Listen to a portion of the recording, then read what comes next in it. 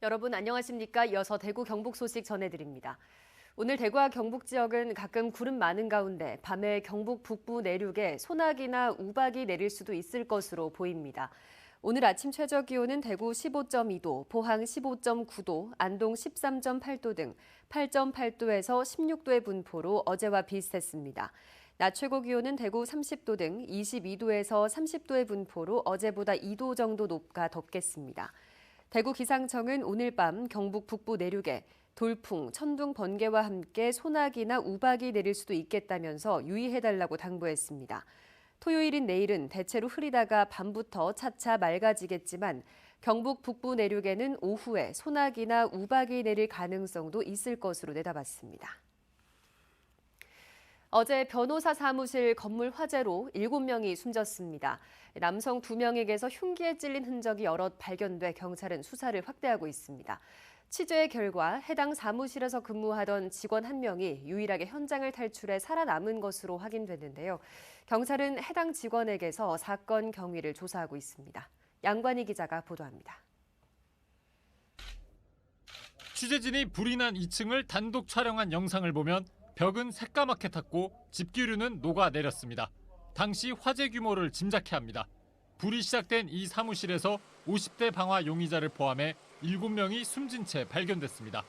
그런데 경찰이 시신을 수습해 검안하다 이상한 점을 발견했습니다. 숨진 남성 2명에게서 흉기에 찔린 것으로 보이는 흔적이 여러 군데 확인된 겁니다. 자상히 한 분은 조금 덜하고 한 분은 좀 심하다 보는 이야기는 들었습니다. 불이 난 사무실에서는 흉기도 1개 발견됐습니다. 경찰은 시신을 부검해 해당 흉기에 찔린 게 맞는지 등을 조사할 예정입니다.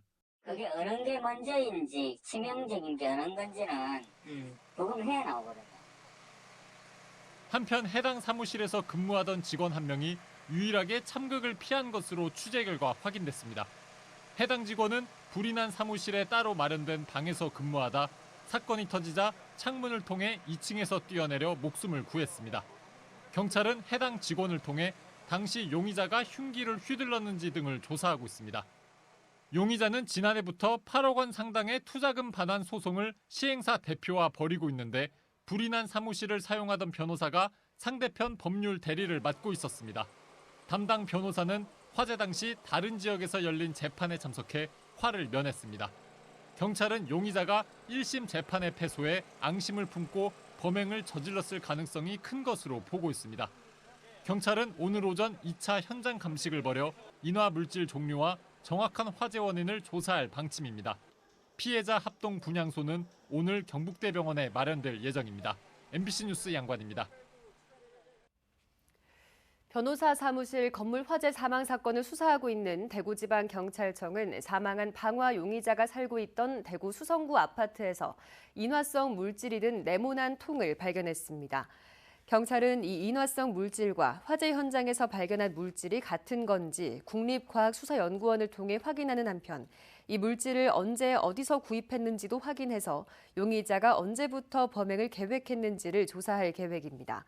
한편 사망자가 발생한 사무실에서 유일하게 탈출한 직원은 화재 당시 사무실 안에 분리된 공간에 혼자 있다가 밖이 소란스럽고 쾅 하는 소리가 나서 문을 열었더니 연기로 가득 차 있어 변호사가 근무하는 옆 공간 창문을 통해 빠져나온 것으로 확인됐습니다.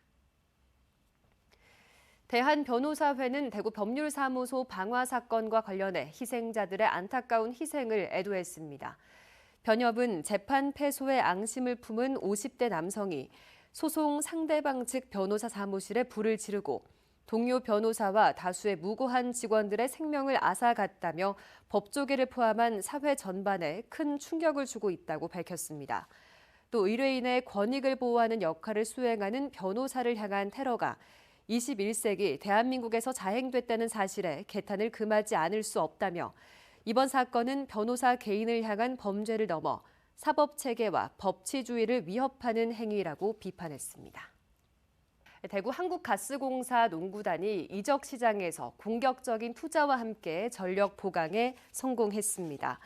김낙현의 입대와 두경민의 이적으로 주전 가드에 대한 고민이 깊었던 가스공사는 대입원과의 트레이드를 통해 2년 연속 리그 베스트 5에 선정된 국가대표 가드 이대성을 영입했습니다. 과감하고 공격적인 가스공사의 전력 보강은 아시아 쿼터로 필리핀 국가대표 가드인 SG 벨란겔까지 영입해 이적 시장을 통해 우승까지 가능한 전력을 갖췄다는 평가를 받고 있습니다. 과거 인천 전자랜드 시절부터 소극적인 투자로 가난한 구단 이미지가 강했던 대구 가스공사는 과감한 선수 영입을 통해 2022, 2023 시즌 우승에 도전합니다. 가스공사의 또 다른 고민이었던 연고지 협약 역시 6일 지방선거 이후 새롭게 바뀐 대구시 관계자들과의 협의를 통해 해결 기미가 보인다는 관측도 나오고 있습니다. 이상으로 MBC 뉴스를 마칩니다. 여러분 고맙습니다.